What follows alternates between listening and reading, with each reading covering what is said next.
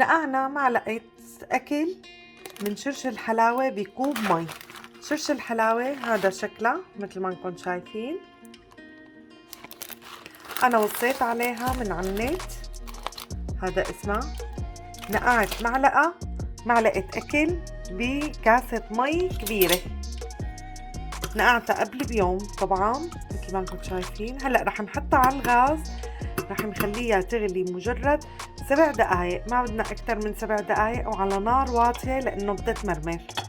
ما بنزود الوقت ولا بنعلي النار. مجرد ما بدأت تغلي دغري بننوص الغاز وبنعير 7 دقايق. هلأ المي تبعنا باردة، وبعد ما تغلي رح نتركها لتبرد تماما، وهون رح نبدأ بقى نجهز الخطوات. شرش الحلاوة بعد ما غلى نحن رح نستعمل منها 3 كوب، أقل من النص بشوي.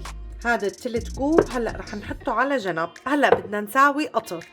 رح نحتاج للقطر تبعنا 2 كاستين سكر، نص كاسة مي، رشة حمض الليمون. 2 كاستين السكر، نص كاسة مي، حمض الليمون. وهلأ بنخلطهم وبناخدهم على الغاز. بدنا اياهم يغلوا يبقبقوا، تصل درجة حرارة القطر لل120. هلأ رح نجيب شرش الحلاوة تبعنا، رح نحطه بالخفاقة. طبعا رح ندمعم نخفق لحتى يصير معنا مثل المارينج، مثل بياض البيض. الوقت ما في وقت محدد لحتى يصير معنا قوامه أبيض.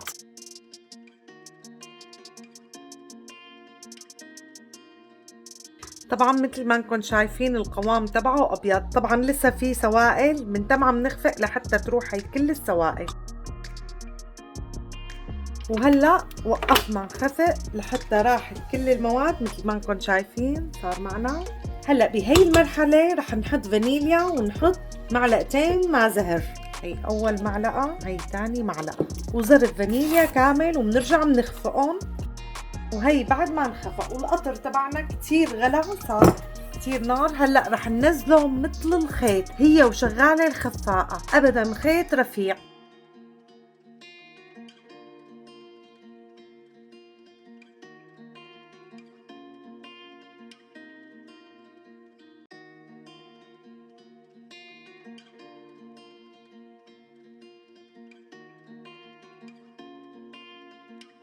شايفين النتيجة؟ طبعا نحن رح ندمعم نخفق لحتى يبرد معنا